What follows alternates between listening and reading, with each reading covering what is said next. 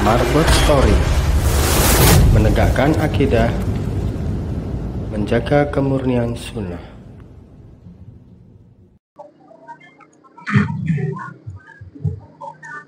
Bismillahirrahmanirrahim.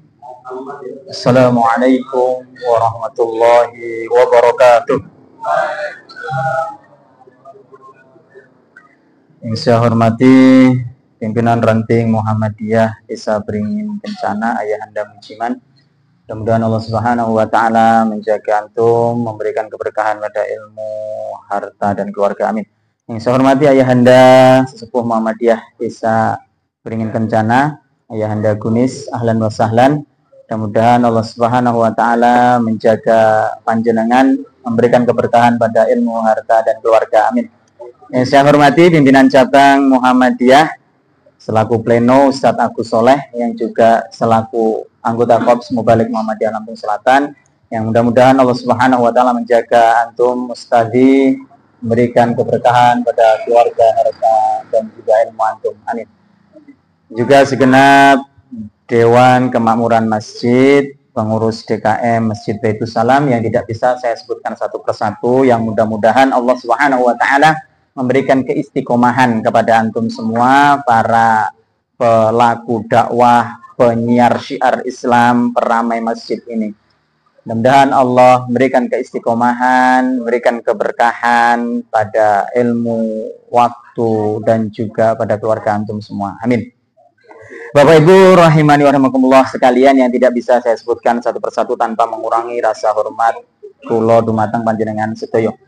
Innal hamdalillah nahmaduhu wa nasta'inuhu wa nastaghfiruh wa na'udzu billahi min sururi anfusina wa sayyiati a'malina. May yahdihillahu fala mudilla lahu wa may yudlil fala hadiya lahu. Asyhadu an la ilaha illallah wahdahu la syarika lahu wa asyhadu anna Muhammadan abduhu wa rasuluh. Allahumma salli wa sallim ala nabiyyina wa habibina wa syafi'ina wa maulana Muhammad sallallahu alaihi wa sallam wa ala alihi wa ashabihi wa man tabi'ahum bi ihsanin ila yaumil qiyamah. Ya ayyuhalladzina amanu taqullaha haqqa tuqatih wa la tamutunna illa wa antum muslimun, amma ba'd. Dikon kabare Bapak Ibu sedaya, alhamdulillah luar biasa. Tetap semangat ya Gunis ya. Allahu Akbar, Masya Allah, alhamdulillah. Bersyukur kita kehadirat Allah Subhanahu wa taala Bapak Ibu sekalian, dan mestinya marilah senantiasa kita basahi lisan kita ini dengan untayan kata-kata syukur kehadirat Allah Subhanahu wa taala, karena ada satu hal yang sangat luar biasa ketika tiga hal nikmat ini berkumpul kepada kita.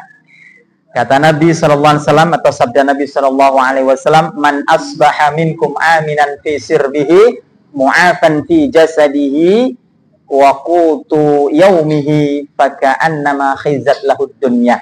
Kata Nabi sallallahu alaihi wasallam, man asbaha minkum aminan fi sirbihi, sapa wonge ketika berada di pagi hari aminan fi sirbihi, dalam keadaan aman pada keluarganya, pada desa dan negaranya, mu'afan fi jasadihi, sehat jasmaninya, sehat rohaninya, wa qutu yaumihi, dan ada makanan pokok yang bisa dimakan sampai dengan sehari itu, faka'annama khizat lahud dunya, maka seakan-akan, kata Nabi sallallahu alaihi wasallam, seakan-akan dunia itu sudah berkumpul padanya. Rahimani wa rahimakumullah. Ini adalah tiga hal yang sangat sederhana, bahkan mungkin menurut kita remeh, tetapi ternyata ketika tiga hal ini berkumpul kepada kita, kata Nabi Shallallahu Alaihi Wasallam, faka'annama khizat lahud dunya, dunia ini seakan-akan dikumpulkan kepada Allah untuk kita.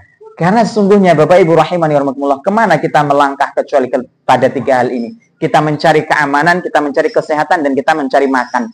Itu ujung-ujungnya kita itu. Maka ketika tiga hal itu sudah didapatkan, sudah berkumpul pada kita, maka dunia itu seakan sudah berada dalam genggaman kita. Dan saya yakin hari ini atau di maghrib ini menjelang malam, menjelang isya ini, kita semua memilikinya. Kita semua, pertama, aminan fisirdihi, rasa aman. Rasa aman yang berada pada keluarga, desa, atau negaranya. Aman. Kemudian mu'afan fi jasadihi, sehat jasmani dan rohani. Kemudian yang ketiga, waqutu yaumihi, ada makanan pokok yang bisa dimakan sehari itu. Nah, kok sehari kalau kita Bapak Ibu sekalian? Nah, jangankan sebulan, setahun saja di belakang masih ada. Nah, maka kemudian nikmat mana lagi yang kalian berdua dustakan? Berdua itu maksudnya jin dan manungso. Nah, ya aslinya ini memang bukan nikmat Allah yang sedikit, bukan nikmat Allah yang kecil, tetapi rasa syukur kita itu yang terlalu sedikit, yang terlalu kecil, sehingga nikmat yang gede nih koyo ngono mau di mata kita kelihatan kecil atau bahkan tidak tampak. Bapak Ibu rahimani wa rahimakumullah. Bapak Ibu sekalian, lihatlah bagaimana rasa aman ini, kata sebagian ulama, itu lebih besar daripada nikmat kesehatan. Jadi sebagian ulama itu ditanya, besaran mana, lebih besar mana nikmat aman dan kesehatan? Nah, padahal ini tadi pokok dari kenikmatan. Setelah iman dan Islam, ini adalah pokok-pokok kenikmatan. Ya. Setelah iman dan Islam yang merupakan pokok terbesar daripada kenikmatan yang diberikan Allah Subhanahu wa taala, di antara pokok-pokok kenikmatan yang lain itu adalah rasa aman, kesehatan, dan makanan pokok tadi. Nah, terkait tentang rasa aman, ulama itu mengatakan lebih besar mana nikmat rasa aman atau kesehatan? Kata sebagian ulama itu menganalogikan seperti ini. Dengan sebuah contoh, permisalan seekor domba yang mana kala dia itu kakinya sakit, entah itu patah tulang, kecepit, dan sebagainya. Ketika seekor domba itu sakit kakinya, entah itu patah dan sebagainya tadi, maka dalam hitungan hari atau minggu atau pekan, nah pekan sama dengan minggu ya, atau bulan atau tahun, kaki tersebut akan sembuh. Walaupun tidak sempurna, tapi sembuh dari sakitnya. Tetapi manakala seekor domba dicencangi di dadung, kemudian didekatkan dengan seekor harimau atau serigala, maka rasa keweden, takut tadi, tidak aman tadi, itu akan membuat seekor domba tadi tidak mau makan, tidak mau minum, yang sehingga efeknya bisa membuat si domba itu mati. Maka rasa aman yang Allah Subhanahu wa taala berikan kepada kita Bapak Ibu sekalian, ini adalah apalagi coba tengok hari ini, selain kemudian Palestina, terbaru kemudian Sudan, negara-negara Timur Tengah, Afrika, sedemikian tidak amannya. Nah, kita hidup di Indonesia, negeri yang aman. Nah, desa Baitussalam beringin kencana dengan Masjid Baitussalam. Namanya saja Baitussalam, ayah Anda. Nah, aman. Maka nikmat mana lagi yang kemudian kalian semua dustakan? Maka nggak ada alasan Bapak Ibu sekalian untuk kemudian kita tidak bersyukur. Nggak ada alasan. Ini adalah pokok terbesar yang diberikan Allah kepada kita setelah iman dan Islam. Maka ya Allah, komplit tenan Bapak Ibu sekalian. Iman dan Islam Allah pilihkan kepada kita. Kemudian nikmat tadi, rasa aman, afiah, kesehatan tadi, dan juga makanan pokok tadi. Maka dunia ini benar-benar sudah kita dapatkan Bapak Ibu sekalian. Maka tinggal bersyukur saja kita itu. Memperbanyak syukur. Bapak Ibu rahimani wa rahimakumullah. Maka sepantasnya lah ya, untayan kata-kata yang keluar dari lisan kita ini semestinya adalah untayan rasa syukur kehadirat Allah Subhanahu wa taala. Kita memperkecil sambat. Ya, kita memperkecil sambat dan yang ada adalah syukur kepada Allah Subhanahu wa taala, baik itu dengan lisan dengan mengucapkan alhamdulillah, alhamdulillah, maupun meyakini dalam hati sepenuhnya bahwa segala nikmat itu datangnya dari Allah, lalu kemudian kita mempergunakan nikmat yang diberikan Allah itu untuk mentaati Allah. Rasa aman yang diberikan Allah kepada kita di negara kita ini hendaknya benar-benar kita gunakan dengan sebaik-baiknya, Dengan apa? Dengan misalnya nguri-nguri masjid dhewe. Lah aman, ngopo tok dhewe gak nang masjid. Dan nek pas gak aman iso maling ning ngendi-ngendi, rampok ning ngendi-ngendi, arep metu kok ngomah, wedi dan sebagainya, maka sholat ning ngomah ya ora apa-apa. Lah iki rasa aman. Bagaimana cara mensyukuri rasa aman? Ya salah satu di antaranya misalnya kita keluar aman. Ya kita uri-uri masjid dhewe. Nah, maka kita gunakan nikmat yang sudah diberikan Allah kepada kita untuk kembali kepada Allah, yaitu dalam rangka mentaatinya. Rasa aman, kesehatan, dan juga makanan ini. Masya Allah. Bapak Ibu rahimani wa rahimakumullah. Salawat dan salam adalah senantiasa kita sanjung agungkan kepada junjungan Nabi besar kita Muhammad sallallahu alaihi wasallam, insan mulia yang senantiasa kita nantikan syafaatnya di yaumil qiyamah kelak. Mudah-mudahan kita tercatat sebagai umatnya yang berhak mendapatkan syafaatnya di yaumil qiyamah kelak. Amin. Allahumma amin. Bapak Ibu rahimani wa rahimakumullah, kita lanjutkan pengajian kita 1 bulan yang telah lewat dengan tema Sirah An-Nabawiyah, Rahman Al-Mubarakfuri Ar-Rahbul Makhdum, bersanding dengan Khulasah Nurul Yakin dari Syekh Umar Abdul Jabbar. Tapi sebelum itu Bapak Ibu sekalian, kiranya kita perlu mengingatkan satu firman Allah Subhanahu wa taala yang sering disitir oleh Ustadz Agus Soleh, Quran surah Al-Ahzab.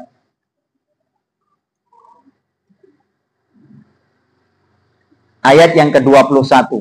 Allah Subhanahu wa taala berfirman, "A'udzubillahi minasyaitonirrajim. Laqad kana lakum fi Rasulillahi uswatun hasanah liman kana yarjullaha wal yawmal akhir wa dzakarallaha katsira." Sungguh telah ada pada diri Rasulullah itu suri tauladan yang baik bagi kalian, yaitu bagi orang-orang yang mengharapkan rahmat Allah dan kedatangan hari kiamat, serta bagi orang-orang yang banyak mengingat Allah Subhanahu wa ta'ala. Bapak Ibu rahimani wa rahimakumullah, sungguh ini adalah statement, ini adalah pemberitahuan dari Allah Subhanahu wa ta'ala kepada kita, bahwa Rasulullah itu pada diri beliau ada suri tauladan. Dan suri tauladan ini bisa ditauladani hanya bagi orang-orang yang beriman, hanya bagi orang-orang yang mengharapkan yarjullah, berjumpa dengan Allah, wal yaumal akhir, dan berjumpa dengan hari akhir, dan bagi orang-orang yang banyak menyebut Allah Subhanahu wa ta'ala. Artinya bagi orang yang tidak beriman, bagaimana mungkin kemudian ia akan meneladani Rasulullah? Lah dia saja tidak beriman kepada akhirat, dia tidak beriman kepada Allah, dan juga dia tidak beriman kepada Rasul itu sendiri. Maka suri tauladan yang bisa diambil dari Rasulullah itu adalah bagi orang-orang yang percaya kepada Allah, percaya kepada akhirat, dan beriman serta sering menyebut Allah Subhanahu wa ta'ala. Maka Bapak Ibu rahimani rahimakumullah, di antara salah satu hal di mana kita perlu untuk mengkaji terkait tentang As-Sirah An-Nabawiyah, itu adalah di mana kita ingin mengerti, menauladani sosok agung yang mulia, yang di mana Al-Quran itu diturunkan kepadanya, dan sebaik-baik menungso itu menungso di zamannya. Sebagaimana sabda Nabi Shallallahu Alaihi Wasallam, "Khairun nasi qarni." Sebaik-baik manusia itu adalah di zamanku, kata Nabi. Tsummal ladzina yalunahum, tsummal ladzina yalunahum. Kemudian sebaik-baik manusia setelah zamanku itu adalah tsummal ladzina yalunahum. Zaman setelahnya. Zaman setelahnya itu siapa? Yang membersamai Rasul itu siapa? Sahabat. Jadi sebaik-baik manusia itu adalah orang yang hidup di zamanku, yang hidup di zaman Nabi itu adalah sahabat. Kemudian tsummal ladzina yalunahum, orang yang hidup setelah sahabat siapa? Yaitu tabi'in. Tsummal ladzina yalunahum, kemudian orang-orang yang hidup setelah tabi'in siapa itu? Yaitu tabi'ut tabi'in, orang yang mengikuti tabi'in. Itu adalah khairun nas, sebaik-baik manusia. Maka Bapak Ibu rahimani rahimakumullah, ada satu pernyataan dari Imam Malik yang beliau mengatakan, la yasluhu akhiru hadhil ummah illa bima saluha bihi awwaluha. tidak akan baik umat akhir ini. Tidak akan baik umat akhir ini. Tidak akan baik umat kita hari ini. Kecuali dengan apa? Yang membuat generasi awalnya itu menjadi baik. Khairun nas, sebaik-baik manusia tadi, itu karena Al-Quran panduannya. Karena Rasulullah qudwahnya. Maka ketika kita menginginkan generasi yang baik, maka kita harus kembali kepada Al-Quran. Ketika kita menghendaki generasi kita yang baik, maka kita harus kembali menauladani Rasulullah Sallallahu Alaihi Wasallam dan orang-orang terbaik sebagaimana sabda Nabi Sallallahu Alaihi Wasallam di atas. Maka penting bagi kita kemudian mengetahui sirah Nabi, perjalanan kehidupan Nabi, juga mengetahui sirah sahabat, mengetahui perjalanan kehidupan sahabat dan kehidupan para tabi'in serta tabi'ut tabi'in yang mereka itu disebut dilegitimasi oleh Allah melalui lisan Rasulnya sebagai khairun nas, sebagai sebaik-baik manusia. Maka kita mengkiblatkan diri kita ke sana agar umat hari ini, agar umat akhir zaman ini baik, maka mengikuti bagaimana umat zaman dahulu menjadi baik, yaitu dengan Al-Quran dan menauladani Rasulullah SAW. Maka kajian terkait tentang as-sirah an-nabawiyah maupun sejarah sahabat kiranya hal yang sangat penting untuk kita kaji. Maka mudah-mudahan kita senantiasa mengistiqomahkan Bapak Ibu sekalian di pengajian-pengajian kita, baik itu pengajian yang bertemakan as-sirah an-nabawiyah maupun pengajian yang bertemakan yang lainnya di masjid yang kita cintai ini sebagai bukti keimanan kita, keyakinan dan kepercayaan kita kepada Allah dan Rasulnya, keyakinan dan kepercayaan kita bahwa kita akan berjumpa kepada Allah atau berjumpa kepada Allah dan mempertanggungjawabkan segala amal kita. Sebagai bentuk keyakinan tadi, maka kemudian kita beramal di dunia ini. Dan amal kita landaskan atas niat mengharap ridha Allah Subhanahu wa ta'ala. Bapak Ibu rahimani rahimakumullah, kita lanjutkan. Kemarin kita sudah sampai di ad-daurus tsani, di periode yang kedua min hayati Rasulullah Sallallahu Alaihi Wasallam, dari kehidupan Nabi Sallallahu Alaihi Wasallam. Kita sudah sampai di bad'un nuzulil wahyi, yaitu awal mula turunnya wahyu, kemudian halatul arabi qoblal islami. Tadi saya melihat, saya hampir lupa tadi, kemudian saya melihat ser-serannya takmir kita, maka saya ingat, oh kita sampai di halatu al-arabi qoblal islami. Maka ternyata membantu sekali untuk kita mengingat-ingat. Terima kasih Pak Sabtono. Mudah-mudahan Allah Subhanahu wa ta'ala mengganjar dengan kebaikan di dunia dan di akhirat. Nah, kemarin Bapak Ibu sekalian kita sampai di halatul arabi qoblal Islam. Keadaan bangsa Arab sebelum Islam. Nah, Bapak Ibu sekalian, ada hal yang perlu kita sampaikan di sini di Khulasah Nurul Yakin ini, bab terkait keadaan bangsa Arab sebelum Islam itu diceritakan di periode kedua. Di periode kedua ini, beliau Syekh Umar Abdul Jabbar baru menceritakan, memaparkan kondisi kahanan bangsa Arab dan sekitarnya sebelum Islam datang. Tetapi ketika kita membuka Syekh Safiur Rahman Al-Mubarakfuri di kitabnya Ar-Rahiqul Maktum ini, di sini beliau itu memaparkan kondisi bangsa Arab, letak geografis bangsa Arab itu di awal. Itu di awal pembahasan, sebelum membahas kelahiran Nabi dan sebagainya, Syekh Safiur Rahman Al-Mubarakfuri membahas terkait letak.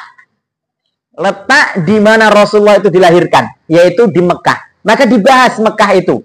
Baik letak geografisnya, lintang barat, lintang selatannya, maupun keadaan bangsa sebelum Rasul diutus atau di mana Rasul dilahirkan, yaitu di Mekah.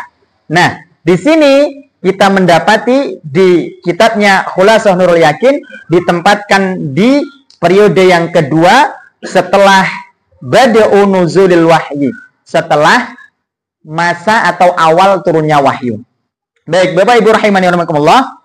Qala al-muallifu rahimahullahu taala, berkata sang penulis yaitu Syekh Umar Abdul Jabbar yang meringkas kitab Nurul Yakin tadi dari Syekh Muhammad Khudharil Bik, naskah aslinya atau buku aslinya dari Nurul Yakin itu adalah karya Muhammad Khudharil Bik, lalu diringkas menjadi Khulasah Nurul Yakin oleh Syekh Umar Abdul Jabbar.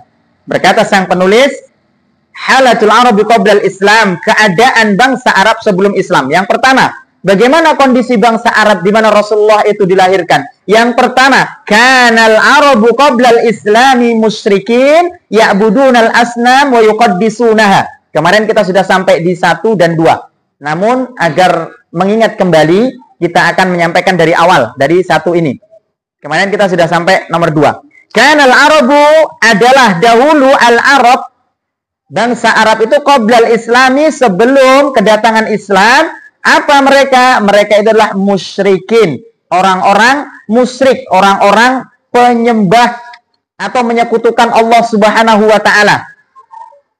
Ya'budunal asnam wa yuqaddisunaha.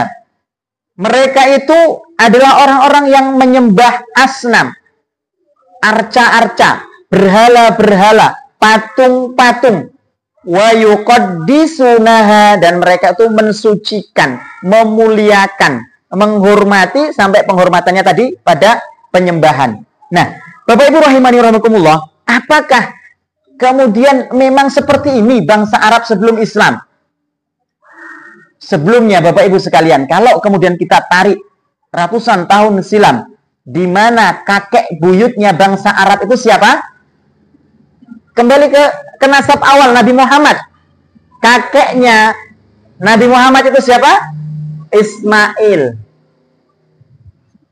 Ismail itu apakah penyembah berhala? Tidak kan?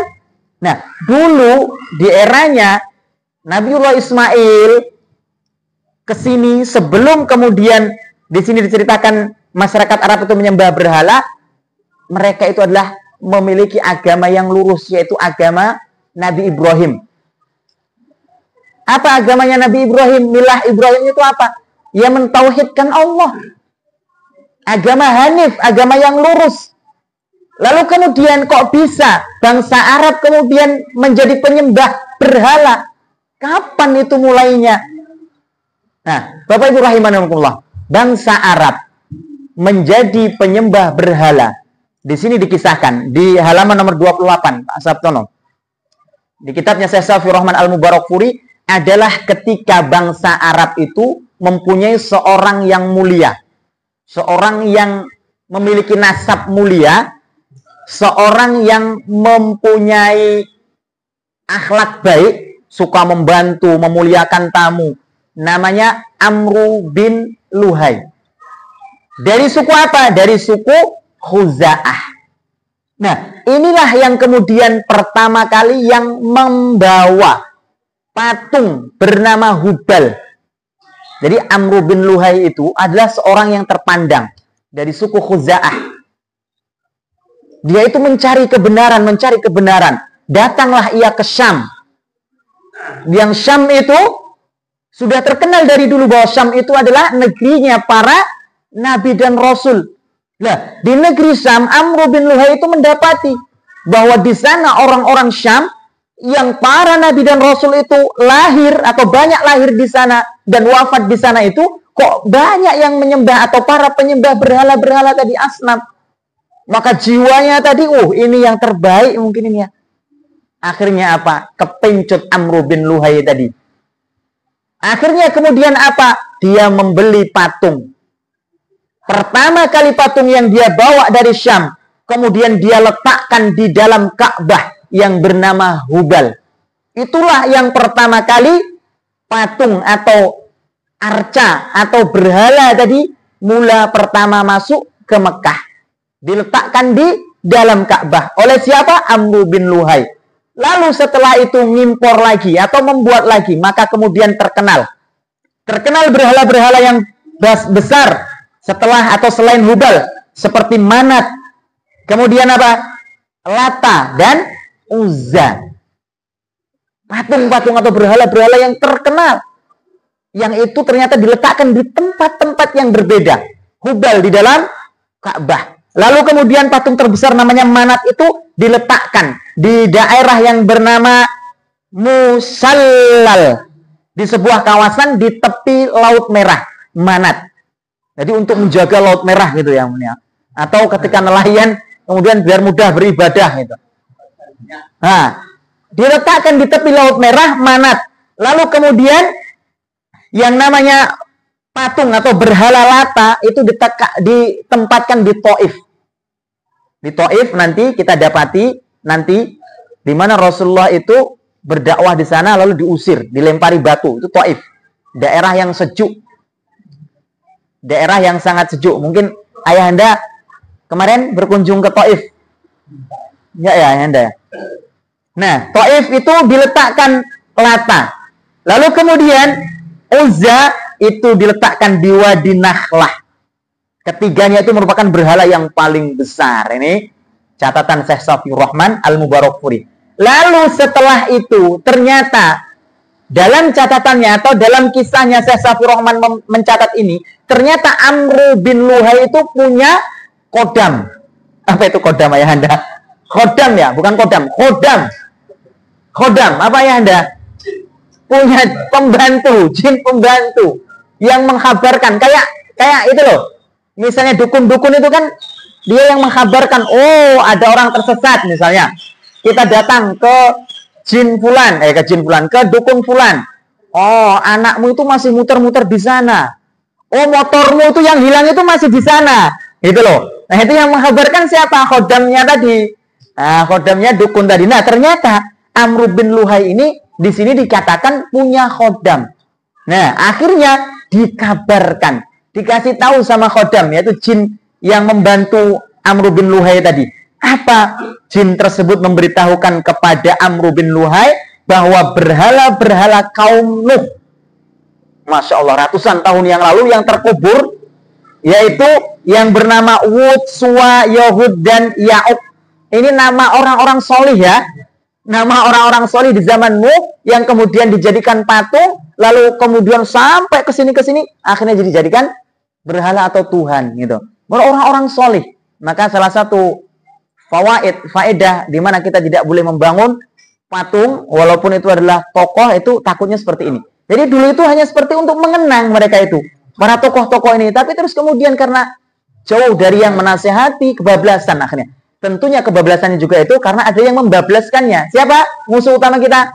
Syaitan tentunya. Nah, maka kemudian apa? Amr bin Luhai ini dimimpeni lah bahasanya gitu ya. Diberitahulah enaknya oleh khodamnya, oleh pembantunya dari bangsa jin bahwa berhala-berhala dulu, Tuhan-Tuhan dulu yang terpendam di kalangan Nabi Nuh itu ada terpendam di daerah Jeddah.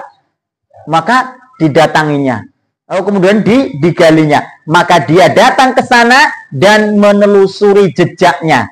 Lalu membawanya ke Tihamah. Nah, tadi berhala-berhala tadi dibawa. Setelah tiba musim haji, dia menyerahkan berhala-berhala itu kepada berbagai kabilah. Jadi musim haji itu dijadikan sarana untuk menyebarkan dakwah tadi. Kan musim haji itu kan memang sudah dari dulu ya, Mekah itu menjadi pusat gitu ya. Cuman nanti ada syariat yang berbeda. Dulu itu kan orang tawaf itu telanjang ya Anda ya. Sebelum syariat Allah itu turun. Nah, sudah ada tawaf. Nah, dan memang Mekah itu sesuai dengan doa Nabi Ibrahim. Allah jadikan kan doa Nabi Ibrahim, ya Allah jadikanlah hati-hati manusia itu tertuju untuk datang ke Mekah, ke Ka'bah. Nah, maka kemudian sarana yang dijadikan oleh tadi Amr bin Luhai menyebarkan dakwahnya.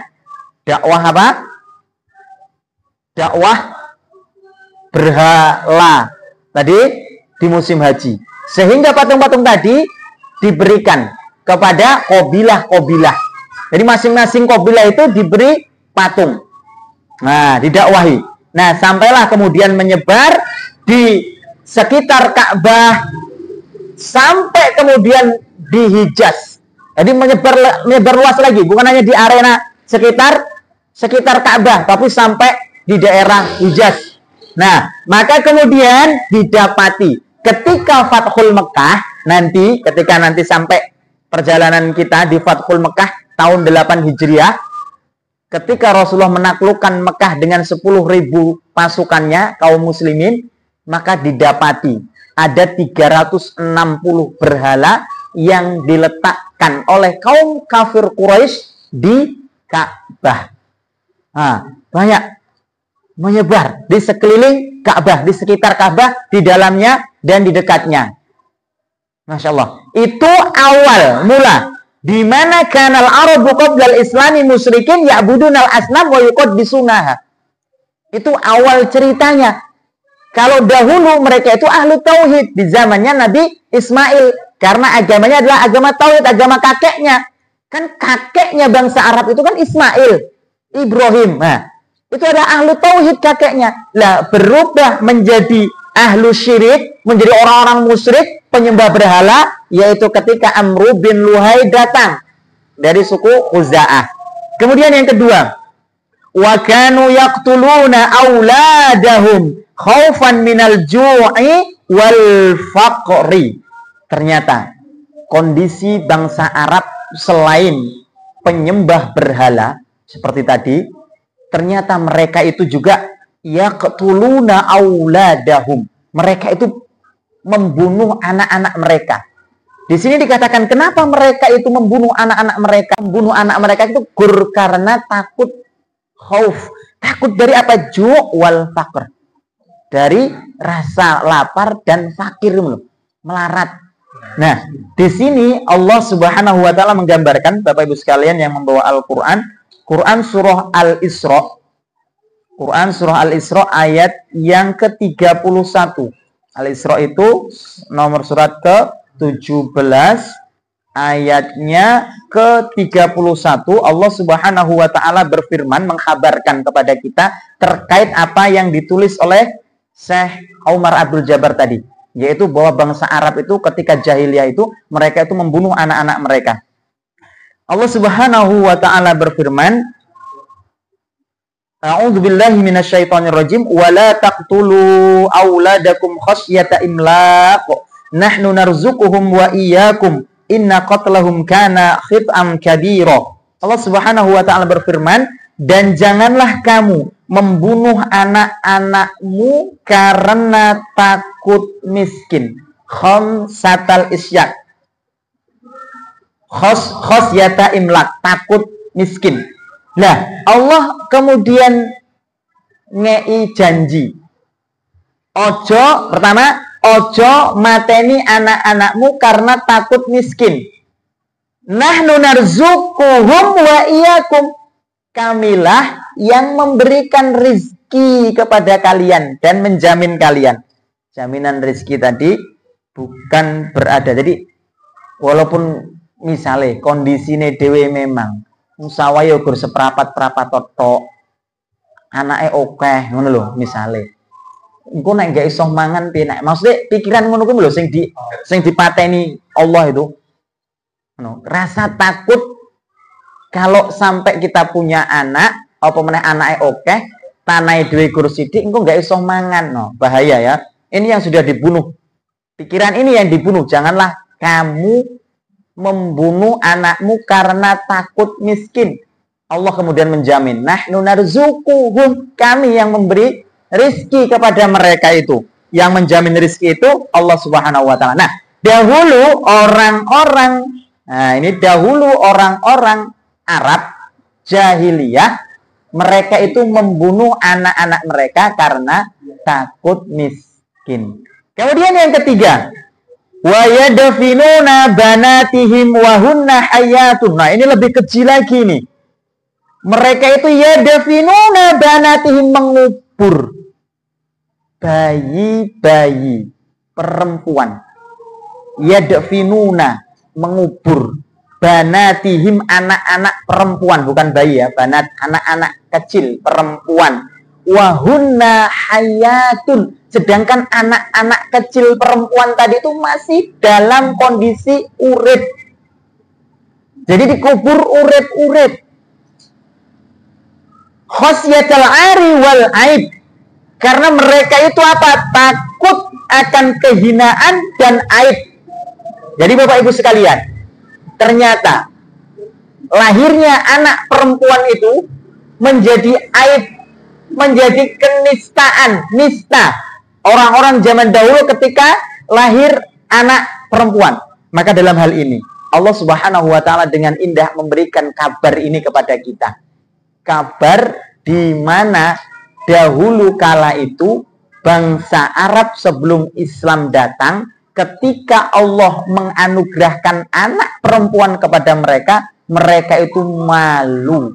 Sehingga saking malunya mereka mengubur hidup-hidup anak perempuan yang lahir tadi. Masyaallah, la haula wala quwwata illa billah. Subhanallah. Nah, Allah Subhanahu wa taala menghabarkan dalam Quran surah An-Nahl. An-Nahl nomor surat yang ke-16.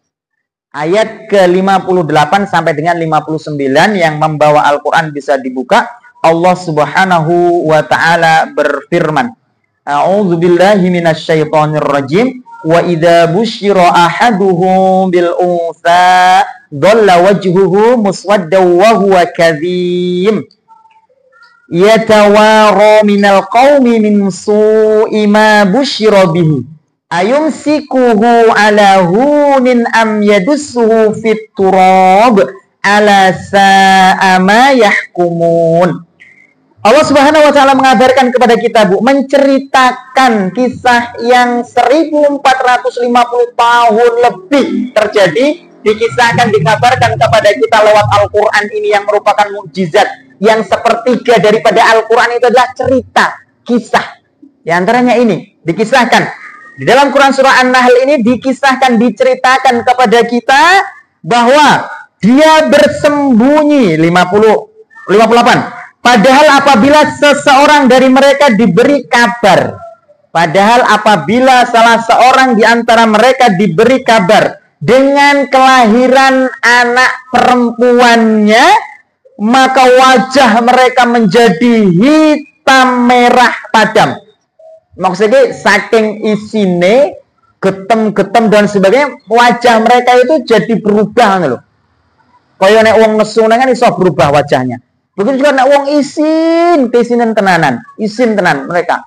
Karena nganggep aib kedatangan kelahiran anak perempuan. Nah, sekali lagi, padahal apabila seseorang dari mereka diberi kabar dengan kelahiran anak perempuan, wajah mereka itu menjadi hitam merah padam dan dia sangat marah. Saking malune sampai kemudian marah. Marah kepada siapa? Yo marah aku ketika anak wedok. Ngono lho. Nah, kemudian apa yang mereka lakukan? Dia bersembunyi dari banyak orang. Tadi, karena malunya. Disebabkan kabar buruk yang disampaikan kepadanya. Apakah dia akan memeliharanya dengan menanggung kehinaan? Atau akan membenamkannya ke dalam tanah hidup-hidup? Ingatlah, alangkah buruknya putusan yang mereka tetapkan itu. Ternyata mereka memilih menguburkan anak-anak mereka, anak-anak perempuan yang lahir tadi, yang ketika didatangi misalnya ini loh, Ayahanda Babe Mujiman ini lagi ngajar, jenengan anak wong teko neng ngajari Ayahanda Mujiman, jenengan diparingi Gusti Allah lahiran istrinya jenengan gadah anak setri, wah gitu, murah pada nggak kuno anak wedok minggu ngopo isin akhirnya. Ternyata kemudian yang dipilih mereka menguburkan hidup-hidup. Wa yadfinuna banatihim wa hunna hayatun khasyatul 'ari wal 'aib, dikarenakan rasa hina perempuan itu nggak bisa apa-apa, nggak iso perang, nggak iso golek duit, nek perang jadi tawanan, jadi budak tok, ngono. Sehingga itu jadi aib. Nah, kemudian dalam surah yang ke-81 Quran surah At-Takwir, Allah menghabarkan, menyambung daripada ayat tadi, bahwa padam merah mereka, kemudian mereka itu membunuh atau mengubur hidup-hidup, maka nanti di akhirat. Nah, tadi kisah yang terjadi di belakang kita, ya, sebelum dikabarkan, sebelum dia lahir, masih ngerti loh, 1400 jauh 1400-an tahun yang lalu, kondisi bangsa Arab yang tidak kita ketahui itu dikabarkan oleh Allah Tadi sepertiga Al-Quran itu adalah kisah, cerita. Maka diceritakan kisah tersebut kepada kita. Dan kemudian kondisi nanti di akhirat, entah ribuan tahun atau entah jutaan tahun lagi, kita tidak tahu kapan dunia ini akan berakhir dan kembali dan kemudian berganti dengan alam akhirat namanya. Kita tidak tahu. Entah berapa ribu tahun, ratus tahun, atau bahkan puluhan tahun mungkin. Kita tidak tahu. Nah, itu dikabarkan kepada kita lewat Al-Quran. Kisah yang tadi diungkap kembali. Dan kemudian Allah menghabarkan seperti ini dalam Quran surah At-Takwir ayat yang ke-8. Wa idzal mau'udatu su'ilat bi ayyi dzambin qutilat. Maka orang-orang yang membunuh anak-anak mereka tadi 1400 tahun silam, anak-anak perempuan yang dibunuh tadi, lalu nanti di akhirat mereka itu ditanyai oleh Allah. Masya Allah ya. Al-Quran mengkisahkan, memberitahu kisah zaman dahulu dan yang akan datang. Mereka ditanya oleh Allah Subhanahu wa Ta'ala. Begini bunyinya. Dan apabila bayi-bayi perempuan yang dikubur hidup-hidup itu ditanya. Jadi ditanya oleh Allah Subhanahu wa Ta'ala, bi ayyi dzambin qutilat. Wahai anak-anak perempuan yang kalian dibunuh itu, karena dosa apa kamu itu dibunuh? Karena dosa apa dia itu dibunuh? Nanti bapaknya ditanya, karena dosa apa mereka kok mau bunuh? Masya Allah. Inilah Al-Quran. Bapak rahimahullah. Dan itulah kondisi bangsa Arab sebelum Islam datang. Nah, kemudian yang terakhir dari judul ini, yang keempat, wa kanu mutanafirina mutasyajirin yuharibu ba'duhum ba'do li'auhal asbab. Mereka itu dahulu mutanafirina mutasyajirin, saling berselisih, bertengkar, berperang dengan sebab yang sangat remeh-temeh. Sudah azan ya ternyata. Nah, ini yang terakhir. Ternyata mereka Bapak Ibu sekalian sering berselisih. Yang selisih itu nanti akhirnya berujung perang. Kayak misalnya di usia yang Nabi ke-35 tahun, kita masih ingat ada peristiwa peletakan Hajar Aswad yang karena batu saja. Tentunya batu ini mereka anggap mulia karena batu Hajar Aswad. Mereka hampir berperang untuk meletakkan, ini aku yang pantas meletak nih. Bukan, ini sukuku, kaumku yang pantas kan. Sampai kemudian datang penengah yang kemudian menunjuk ling Arab ngangkat iki mau Hajar Aswad, meletakkan di tempat semula setelah dibangun dan direnovasi.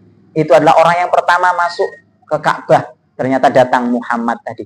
Nah, ternyata mereka itu dahulu memang seperti itu. Untuk urusan sepele saja mereka itu sering berselisih. Nah, maka hari ini ada faedah yang mungkin bisa kita tangkap. Ketika misalnya kita yang sudah beriman kepada Allah dan Rasul-Nya, kemudian terkait tentang urusan yang remeh-temeh, yang kecil, yang itu tampak sepele, kok kemudian kita sampai gontok-gontokan, sampai pukul-pukulan, maka sungguhnya sifat perangai tradisi jahiliyah itu tadi masih ada pada diri kita. Maka mestinya kita yang sudah sering ngaji, yang datang ke masjid, lebih mengedepankan apa? Lapang dada, husnudzon, mengalah untuk perkara yang sifatnya hanya dunia tadi. Jangan seperti orang zaman jahiliyah dulu, perkara kecil perang, perkara contoh, nah hari ini pun terjadi perkara wedoan jadi bocah-bocah nom, gelut, sak kampung tawuran, astagfirullah. Ini budaya-budaya jahiliyah yang masih ada. Maka dengan ngaji, dengan mengambil fawaid, faedah-faedah dan hikmah dari kisah perjalanan Nabi Shallallahu Alaihi Wasallam, mudah-mudahan kemudian kita terangkat dari jahiliyahnya kita, dari bodohnya kita. Wallahu ta'ala a'lam bishawab. Mudah-mudahan ada manfaatnya. Kita sampai di halatul arabi qoblal islami. Mudah-mudahan ada manfaatnya apa yang kita kaji ini. Apabila ada kutipan ayat Al-Quran ataupun hadis ataupun makalah Yang saya baca salah, saya mohon ampun kepada Allah. Astagfirullahaladzim. Dan apabila ada perkataan dari saya yang kurang berkenan di hati Bapak Ibu sekalian, saya mohon maaf yang sebesar-besarnya. Nun wal qalami wa ma yasturun. Billahi taufiq wal hidayah. Wassalamualaikum warahmatullahi wabarakatuh.